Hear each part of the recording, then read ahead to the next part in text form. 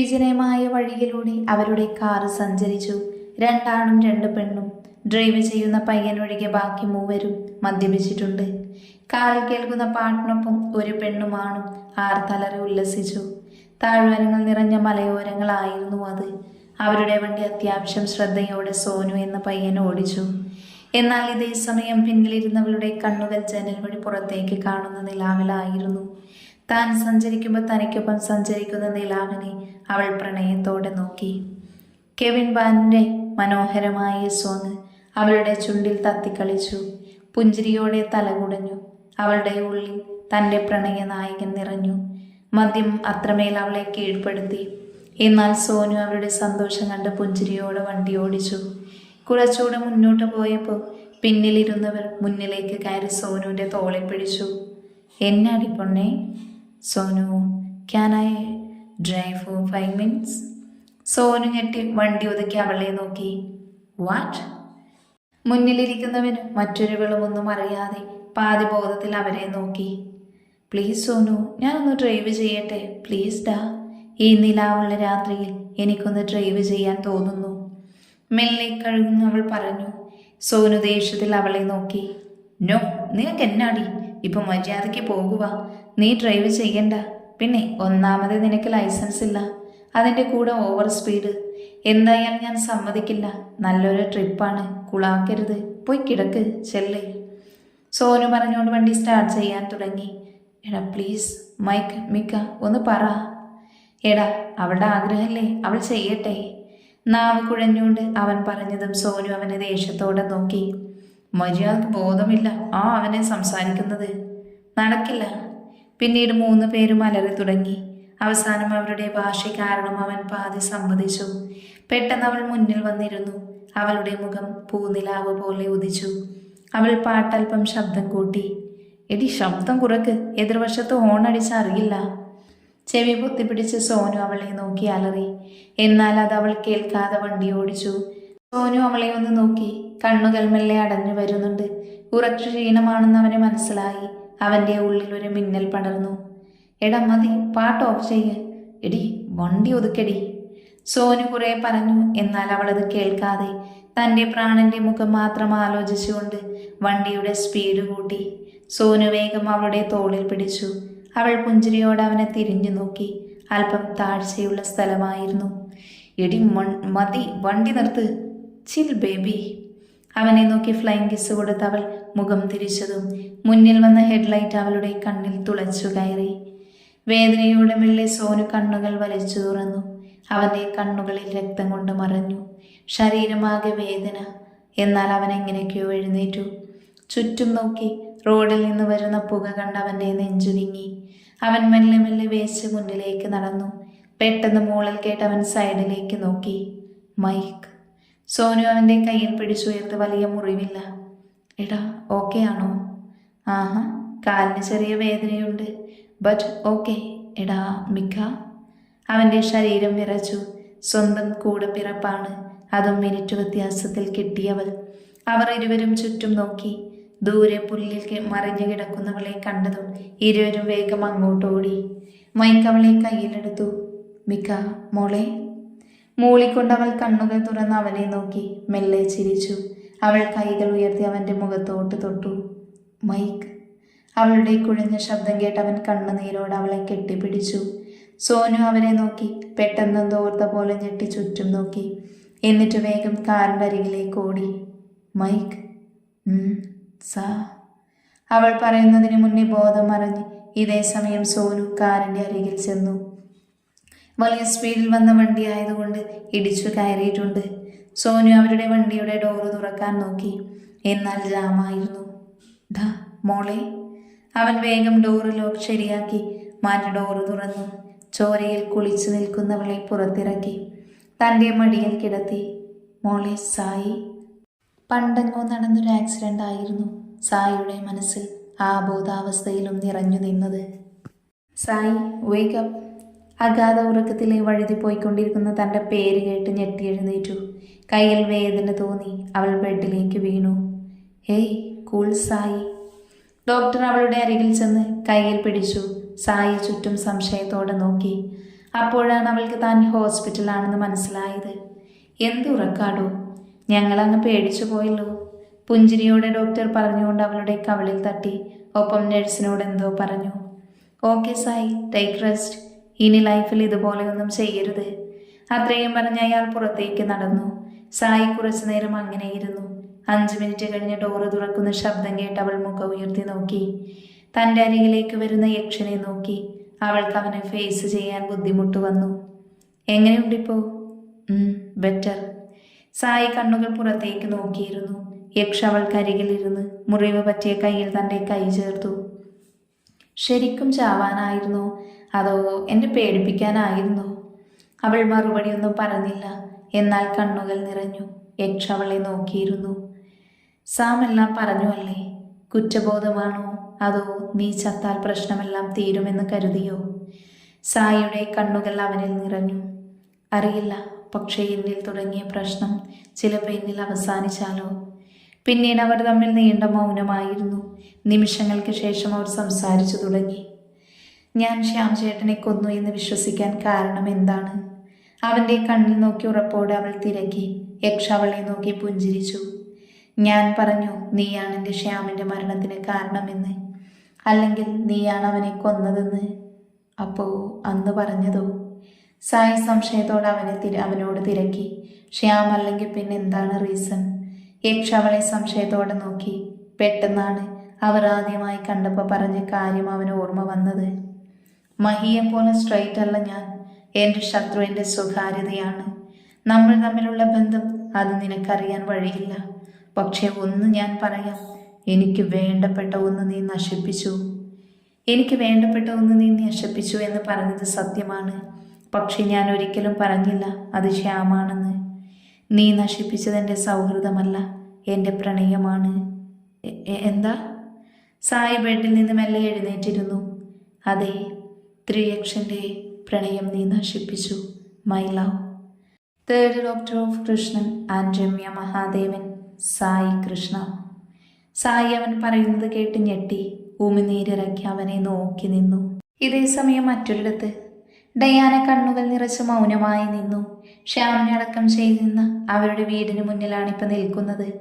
ഇന്നേക്ക് 4 വർഷം തികഞ്ഞു. താനും അവനും ശരീരം കൊണ്ട് പിരിഞ്ഞിട്ട്. അവൾ മുഖാമർത്തി തുടച്ച് പുറത്തേക്ക് വന്നു. ദൂരെ അവനെ നോക്കി കാറിൻ്റെ ഡോർ സൈഡിൽ നിൽക്കുവായിരുന്നു ജയ്. ഡയാനൊന്നും പറയാതെ ഡോറ് തുറന്നകത്തേക്ക് കയറി. ജയ് സംശയത്തോടെ പിരികം ചൊളിച്ചു. പിന്നീട് കാറിൽ അവനും കയറി. എന്തായി, രണ്ടുപേരും സംസാരിച്ചോ? പുറത്തേക്ക് നോക്കിയിരിക്കുന്ന ഡയാനയെ നോക്കി അവൻ സംസാരിച്ചു തുടങ്ങി. എന്നാൽ അവളൊന്നും പറഞ്ഞില്ല. ജയ് സംശയത്തോടെ വണ്ടി ഓടിച്ചു. നിമിഷങ്ങൾ മൗനത്തോട് കടന്നുപോയി. വിജനമായ വഴിയിലൂടെ അവരുടെ കാറ് മുന്നോട്ട് പോയി. അമ്മു, എന്താണ് നിന്റെ പ്രശ്നം? സഹികെട്ടവൻ അവസാനമായി അവളോട് കാര്യം തിരക്കി. Please Jay, leave me alone please. അത്രമാത്രം പറഞ്ഞുകൊണ്ട് അവൾ കണ്ണുകൾ അടച്ച സീറ്റിലേക്ക് ചാരി. ജയ് ദേഷ്യത്തിൽ വണ്ടി ഓടിച്ചു. പെട്ടെന്ന് അവൻ്റെ കണ്ണുകൾ പിന്നിൽ വരുന്ന ലോറിയിൽ ഉടക്കിയത്. ടൗൺ കടന്നപ്പോൾ മുതൽ അവരെ ഫോളോ ചെയ്യുന്നുണ്ട്. അവൻ വണ്ടിയുടെ സ്പീഡ് കൂട്ടി. അതേസമയം ഫോൺ കയ്യിലെടുത്തു. മഹിക്ക് കോൾ ചെയ്തു. ബ്ലൂടൂത്ത് കണക്റ്റ് ആയിരുന്നു. കോൾ കണക്റ്റ് ആകുന്നില്ല. ജയ് വണ്ടിയുടെ സ്പീഡ് അല്പം കൂട്ടി. ചുറ്റുമാളില്ലാത്ത പ്രദേശം. അല്പം ഇരുട്ട് വന്നിട്ടുണ്ട്. അവൻ്റെ കണ്ണുകൾ തൊട്ടടുത്ത് കിടക്കുന്ന അമ്മുവിൻ്റെ അരികിലേക്ക് പോയി. ചുണ്ടിൽ മനോഹരമായൊരു പുഞ്ചിരി വിടർന്നു. കണ്ണുകൾ അറിയാതെ നിറഞ്ഞിരുന്നു. അവൻ മുന്നിലേക്ക് നോക്കിയപ്പോഴാണ് അവരെ ലക്ഷ്യം വെച്ച് വരുന്ന മറ്റൊരു ലോറി കണ്ടത്. അവൻ്റെ ശ്വാസം നിലയ്ക്കുന്നത് പോലെ തോന്നി. ജയ് വേഗം അവളുടെ സീറ്റ് ബെൽറ്റ് മാറ്റി കയ്യെത്തി അമ്മുവിൻ്റെ ഡോറ് തുറന്നു. വലിയ ഹോൺ ശബ്ദം കേട്ട് ഡയാന കണ്ണുകൾ തുറന്നതും എതിർവശത്ത് വരുന്ന ലോറി കണ്ട് അവളുടെ ശ്വാസം നിലച്ചു. പെട്ടെന്ന് ജയ് അവളെ പുറത്തേക്ക് തള്ളിയിട്ടു. അതേസമയം 2 ലോറിയും കാറിൽ ഇടിച്ചു കയറി. ഇതേ സമയം മഹി മീറ്റിംഗ് കഴിഞ്ഞ് പുറത്തേക്ക് വന്നു. ഒപ്പം എല്ലാവരും ഉണ്ടായിരുന്നു. സോനു, അനു, ശിവ. അവൾ ക്യാൻറ്റീനിൽ ഇരിക്കുമ്പോഴാണ് ടിവിയിൽ ന്യൂസ് കണ്ടത്. എല്ലാവരും ഞെട്ടി അവിടേക്ക് നോക്കി. ജയ്യുടെ മുഖം സ്ക്രീനിൽ തെളിഞ്ഞു വന്നു. ഒപ്പം പൊട്ടിത്തെറിച്ചു വണ്ടിയുടെയും. മഹിയുടെ ശരീരം വിറച്ചു. അവൻ്റെ കണ്ണുകൾ കയ്യിലെ ഫോണിലേക്ക് നീണ്ടു. 2 മണിക്കൂർ മുന്നേ ഉള്ള ജയ്യുടെ മിസ് കോൾ. എല്ലാവരും വേഗം പുറത്തേക്ക് ഓടി. അവൾ കണ്ണുകൾ വലിച്ചു തുറന്നു. മുന്നിൽ ഇരുട്ട് മാത്രം. മനസ്സിലേക്കെന്തോ പൊട്ടിത്തെറിക്കുന്നത് പോലെ ജയയുടെ മുഖം ഓർമ്മ വന്നതും അവൾ ചാടി എഴുന്നേറ്റു. ഇച്ച ma'am please calm down, it's okay. ഡയാനയെ പിടിച്ചു കിടത്താൻ നോക്കിക്കൊണ്ട് നഴ്സ് പറഞ്ഞു. പെട്ടെന്ന് ഡോക്ടർ അവിടേക്ക് കയറി ചെന്നു. ഒരു സഡേഷന്റെ മരുന്ന് കൊടുത്തു. നിമിഷങ്ങൾക്കുള്ളിൽ അവളുടെ കണ്ണുകൾ അടഞ്ഞു, ഒപ്പം കണ്ണുനീരൊഴുകി. ആ സമയം അവളുടെ ചുണ്ടിൽ ഇച്ചായ എന്ന വാക്ക് നിറഞ്ഞു നിന്നു. ഡോക്ടറിന്റെ മുന്നിലിരിക്കുമ്പോൾ മഹിയുടെ കണ്ണുകൾ നിറഞ്ഞു. Doctor Jay. Mahi please understand me. ഞങ്ങളുടെ മാക്സിമം ഞങ്ങൾ നോക്കി, ബട്ട് വി കനോട്ട്. 2 ലോറി ഇടിച്ച് കയറിയിട്ടുണ്ട്. ജയയുടെ മുഖം പോലും ഞങ്ങൾക്ക് വ്യക്തമായില്ല. ഇവിടെ കൊണ്ടുവന്നപ്പോൾ അല്പം ജീവൻ ഉണ്ടായിരുന്നെങ്കിൽ. മഹി വേദനയോടെ കണ്ണുകൾ നിറച്ചു. പെട്ടെന്ന് ഡോറ് തള്ളി തുറന്ന് ഡെവി അകത്തേക്ക് കയറി. അവൻ്റെ മുഖം വിഷമമെടുത്തറിഞ്ഞു. ഡാ മഹി, ജയ് അവനെന്തേ? 6 മാസങ്ങൾക്ക് ശേഷം ഇന്നാണ് സായയുടെ വിവാഹം. അവൾ സന്തോഷത്തോടെ തൻ്റെ മുന്നിൽ നിൽക്കുന്നവനെ ഒന്ന് നോക്കി. എന്നാൽ ജസ്റ്റിൻ വെറുപ്പോടെ മുഖം തിരിച്ചു. സായ സന്തോഷത്തോടെ കൈകൾ കൂപ്പി പ്രാർത്ഥിച്ചു. സമയമായതും അവൻ അവളുടെ കഴുത്തിൽ മിന്നുകെട്ടി. അധികം വിരുന്നുകാരില്ലാത്തതിനാൽ ചെറിയ രീതിയിൽ കല്യാണം. മഹാദേവൻ അവളുടെ കൈ ജസ്റ്റിൻ്റെ കൈ ചേർത്തു വെച്ചു. എൻ്റെ കൊച്ചുമകൾ മാത്രമല്ല, കുടുംബത്തിൻ്റെ വിളക്കാണ്. ജസ്റ്റിൻ അവളുടെ കയ്യിൽ കൂട്ടിപ്പിടിച്ചു വണ്ടിയിൽ കയറി. എല്ലാവരും യാത്രയായി. ജസ്റ്റിൻ ശ്വാസമെടുത്ത് കാറിലേക്ക് ചാരിയിരുന്നു. എന്തൊക്കെയാണ് ഈ മാസങ്ങൾക്കുള്ളിൽ സംഭവിച്ചിരുന്നത്? 6 മാസങ്ങൾക്ക് മുന്നേ. മഹി വേദനയോടെ കണ്ണുകൾ നിറച്ചു. പെട്ടെന്ന് ഡോറ് തള്ളി തുറന്ന് ഡെവി അകത്തേക്ക് കയറി. ഡെവി പൊട്ടിക്കരഞ്ഞോടെ ക്യാബിനിൽ നിന്ന് പുറത്തേക്കിറങ്ങി. മഹി കണ്ണുകൾ അമർത്തി തുടച്ച് പുറത്തേക്ക് വന്നു. അച്ചായ. ഡെവി തൻ്റെ മുഖം ഭിത്തിയിൽ അമർത്തി പൊട്ടിക്കരഞ്ഞിരുന്നു. അതേസമയം അവിടേക്ക് കുടുംബക്കാരെല്ലാവരും വന്നു. മഹി, ജയ് അവനെന്തേ മോനെ? ഗംഗ സാരിയിൽ വായ അമർത്തി വെച്ച് കരഞ്ഞോടി ചോദിച്ചു. എന്നാൽ മഹി സങ്കടത്തോടെ എല്ലാവരെയും നോക്കി തലകുനിച്ചു. അതേസമയം ഡോക്ടർ പുറത്തേക്ക് വന്നു. മുന്നിൽ വിഷമത്തോടെ നിൽക്കുന്ന കുടുംബത്തെ നോക്കി. എന്ത് പറയണമെന്ന് മാത്രം അയാൾക്കറിയില്ലായിരുന്നു. സമയം കടന്നുപോയി. പെട്ടെന്ന് അവിടേക്കൊരു നഴ്സ് ഓടി വന്നു. ഡോക്ടർ, അവിടെ ഡയാന. അവളുടെ വാക്കുകൾ പേടി നിറഞ്ഞു. ഡോക്ടർ പെട്ടെന്ന് ഐസിയു ലക്ഷ്യം വെച്ച് ഓടി. ഗംഗ നിലത്തേക്ക് വീണു. പൊന്നുമോനെ. അവൾ മെല്ലെ കണ്ണുകൾ വലിച്ചു തുറന്നു. കണ്ണുനീർ പീലിയിൽ ഒട്ടിപ്പിടിച്ചിരിക്കുന്നു. ചന്ദനത്തിരിയുടെ ഗന്ധം റൂമിൽ നിറഞ്ഞു. ശരീരം മുറുകുന്ന വേദന. ജയ്. അവൾ മെല്ലെ നാവ് ചലിച്ചുകൊണ്ട് എഴുന്നേൽക്കാൻ ശ്രമിച്ചു. എന്നാൽ ബാലൻസ് തെറ്റി നിലത്തേക്ക് വീണു. ചേച്ചി. റൂമിലേക്ക് കയറി വന്ന് നന്ദു ഡയാന നിലത്തേക്ക് വീഴുന്നത് കണ്ട് പെട്ടെന്ന് വിളിച്ചു. അപ്പോഴേക്കും എല്ലാവരും കയറി വന്നിരുന്നു. സായ മുന്നിലേക്ക് വന്ന് ഇരുവരെയും ഡയാനയുടെ ബെഡിൽ പിടിച്ചിരുത്തി. കൈയും തലയും കെട്ടുണ്ട്, ഒപ്പം ശരീരവേദനയും. അവളുടെ കണ്ണുകൾ ചുറ്റും ആരെയോ തേടി. സംശയത്തോടെ എല്ലാവരുടെയും മുഖത്തേക്ക് മാറി മാറി നോക്കി. ജയ്. സായയുടെ മുഖം നോക്കി അവൾ ചോദിച്ചു. ശിവയും നന്ദുവും പിന്നെ അമ്മമാരും മാത്രമേ ഉണ്ടായിരുന്നുള്ളൂ. എന്നാൽ ഗംഗ മറ്റു റൂമിലായിരുന്നു. സായ, ജയ് എന്തേ? അവന് വിളിക്ക്. വാക്കുകൾ എണ്ണിപ്പെറുക്കി അവൾ പറഞ്ഞു. സായ അവളുടെ മുഖത്തേക്ക് നോക്കിയിരുന്നു. പിന്നീട് എന്തോ ആലോചിച്ചതുപോലെ അവളുടെ കയ്യിൽ പിടിച്ചെഴുന്നേൽപ്പിച്ചു. ജയ്യെ വിളിക്കടി. വേദനയോടെ മുഖം ചുളിച്ചുകൊണ്ട് അവൾ പറഞ്ഞു. അവൻ വരാൻ പറ്റില്ല. നിന്നെ അവൻ്റെ അരികിൽ കൊണ്ടുപോകാം. അവൻ എന്താ, മുറിവ് പറ്റിയോ? ഇപ്പം എങ്ങനെയുണ്ട്? തൻ്റെ വേദന മറന്നുകൊണ്ട് അവനെ പറ്റി അവൾ തിരക്കി. സായ അവളുടെ മുഖത്തേക്ക് നോക്കി. ഈ ജന്മം നിനക്ക് സന്തോഷം വിധിച്ചിട്ടില്ല. സായ ആ നിമിഷം അവളുടെ മനസ്സിലോർത്തു. സായ, നീ വാ. അവളൊന്നും പറയാതെ ഡയാനയുടെ കൈപിടിച്ച് പുറത്തേക്ക് നടന്നു. ചുറ്റും ചന്ദനത്തിരിയുടെ മണം ഡയാനയിൽ അസ്വസ്ഥത പടർത്തി. ഒപ്പം വീട്ടിൽ കൂടി നിൽക്കുന്നവരുടെ ദയനീയ നോട്ടം. സായ അവളുടെ കൈ പിടിച്ചുകൊണ്ട് പോയത് പറമ്പിലെ ഒരറ്റത്തേക്കായിരുന്നു. ശരീരത്തിൽ വേദന തോന്നിയെങ്കിലും തൻ്റെ പാതിയെ കാണാൻ വേണ്ടി അവളൊന്നും പറഞ്ഞില്ല. സായ, നമ്മളെന്തിനാ പുറത്തേക്ക് വന്നത്? അവൻ വയ്യാതെ പുറത്തു വന്നിരുന്നു. അവൾ ഓരോന്ന് ചോദിച്ചു. എന്നാൽ സായൊന്നും പറയാതെ അവളെ കൊണ്ടുവന്നു. ഡയാന സംശയത്തോടെ നിലത്തേക്ക് നോക്കി. മുന്നിൽ കാണുന്ന ശവകുടീരത്തിലേക്ക് അവൾ ഒരു നിമിഷം നോക്കി നിന്നു. നെഞ്ച് പിടഞ്ഞിരുന്നു. സംസാരിക്ക്, ആരും ശല്യം ചെയ്യില്ല. സായ കരഞ്ഞോണ്ട് തിരിഞ്ഞു നടന്നു. ഡയാനയ്ക്കൊരു നിമിഷം വേണ്ടി വന്നു അവൾ എന്താണ് പറഞ്ഞതെന്ന് മനസ്സിലാക്കാൻ. അവളുടെ ശരീരം വിറച്ചു. പെട്ടെന്ന് നിലത്തേക്കിരുന്നു. മുന്നിലെ മണ്ണിലേക്ക് നോക്കി. ഒപ്പം 2 ചന്ദനത്തിരിയും അരുളിയും അവൾ മെല്ലെ കൈ ഉയർത്തി അതിലേക്ക് തൊട്ടു. ജയ്. നിറഞ്ഞുവെന്ന കണ്ണുനീർ അവളുടെ കവിളിനെ ചുംബിച്ചു. അലറിക്കരഞ്ഞുകൊണ്ട് അവൾ ആ മുഖം മണ്ണിലമർത്തി. ഇതേ സമയം മറ്റൊരിടത്ത്, നീ ഒന്നുകൂടെ ഒഴിക്കടാ ചെക്ക, എനിക്ക് സന്തോഷം കൊണ്ട് ഇരിക്കാൻ മേല.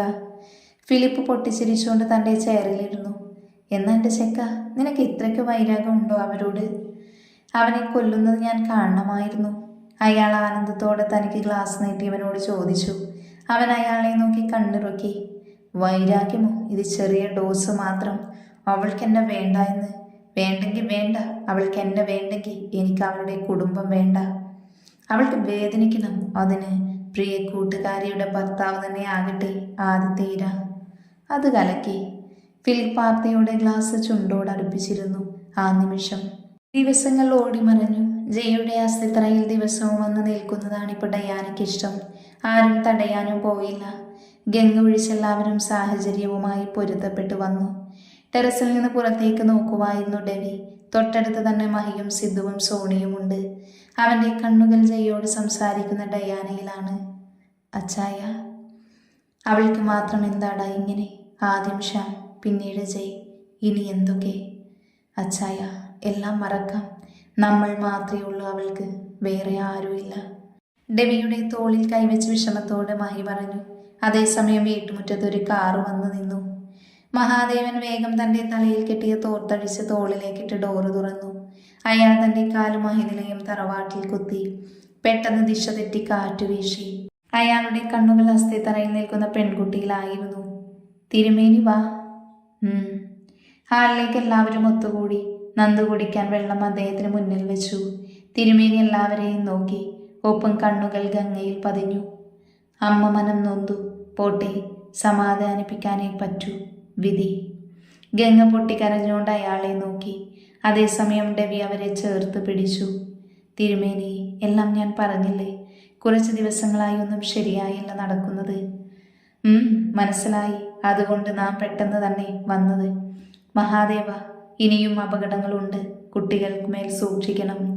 തിരുമേനി, അവർക്ക് ആരെയാണ് ഇഷ്ടം അത് തന്നെ സാധിച്ചു കൊടുക്ക്. മരണം വിളിച്ചു വരുത്തരുത്. ഇപ്പൊ സമയം ശരിയല്ല, പ്രത്യേകിച്ച് മൂത്ത 2 മരുമക്കൾക്ക്. എല്ലാവരുടെയും കണ്ണ് നന്ദുവിലും ശിവയിലും ചെന്നു. തിരുമേനി സായയുടെ അരികിൽ ചെന്ന് അവളുടെ തലയിൽ കൈവച്ചു. നിനക്കുള്ള മരണമാണ് മറ്റുള്ളവരിലേക്ക് ചെല്ലുന്നത്. ഇവളുടെ വിവാഹം ഉടനെ വേണം, അല്ലെങ്കിൽ ഇനിയും ഒരു മരണം സംഭവിക്കും. അയാൾ പറഞ്ഞതും എല്ലാവരും ഞെട്ടി പരസ്പരം നോക്കി. അതേസമയം അകത്തേക്ക് ഡയാന കയറി വന്നു. അദ്ദേഹം അവളുടെ അരികിൽ ചെന്ന് കണ്ണുകൾ നിറഞ്ഞു തുളുമ്പി നിൽക്കുന്നവൾ അയാളുടെ വാത്സല്യത്തോടെ നോക്കി. ഒപ്പം കണ്ണുകൾ അവളുടെ കഴുത്തിലെ താലിയിൽ കുടുങ്ങി. അയാൾ കൈകൾ ഉയർത്തി താലി അവളുടെ കഴുത്തിൽ നിന്ന് അഴിച്ചു. ഡയാന ഞെട്ടി അയാളെ നോക്കി. വാങ്ങാനായി കൈനീട്ടി. വേണ്ട, നിനക്കിനി ഇത് വേണ്ട. ഇതിൻ്റെ അവകാശി മരണപ്പെട്ടു. നീ അത് അംഗീകരിക്കണം. ഇത് മാത്രമേ എനിക്കുള്ളൂ. സങ്കടം നിറഞ്ഞ അവളുടെ വാക്കുകൾ അയാളിൽ വേദന സൃഷ്ടിച്ചു. ഈ ജന്മം നിനക്ക് പുരുഷനില്ല. നീ തനിച്ച് ജീവിക്കാൻ ജന്മമെടുത്തവളാണ്. ആത്മമിത്രത്തിൻ്റെ ജീവിതത്തിന് വേണ്ടി ഹോമിക്കുന്നതാണ് നിന്റെ ജന്മം. ഡയാനൊന്നും മനസ്സിലാവാതെ അയാളെ നോക്കി. നീ മൂലമല്ലെങ്കിലും നിന്റെ അശ്രദ്ധ കാരണം ഇണചേരുന്ന 2 മിണ്ടാ പ്രാണികൾ മരണപ്പെട്ടു. ഇണ നഷ്ടപ്പെട്ടവൾ നിന്നെ ശപിച്ചിട്ടുണ്ട്. നിന്റെ ഇണ നഷ്ടപ്പെടാൻ ഈ ജന്മം നിനക്കിണയില്ല. പക്ഷേ നിന്റെ പ്രണയം നഷ്ടപ്പെട്ട 2 പുരുഷന്മാർ, സന്തോഷം ആഗ്രഹിച്ച 2 ജന്മങ്ങൾ. പക്ഷേ ഇനിയൊരു ജന്മം നിനക്കുണ്ട്, പുനർജന്മം. കാരണം നിന്റെ പാതി മരണം ഏറ്റുവാങ്ങിയതാണ് നിന്നോടുള്ള അഗാധമായ പ്രണയം. ഡയാന കണ്ണുകൾ നിറച്ച അയാളെ നോക്കി. അവൾക്ക് ആക്സിഡന്റ് നടക്കുമ്പോൾ ജയ് തൻ്റെ സീറ്റ് ബെൽറ്റ് ഊരി പുറത്തേക്ക് തള്ളിയത് ഓർമ്മ വന്നു. ഞാൻ ആരെയും ഉപദ്രവിച്ചിട്ടില്ല. അറിയാം, പക്ഷേ പെണ്ണിനെയും ശാപം. അത് മാറാൻ സമയമെടുക്കും. കരയണ്ട.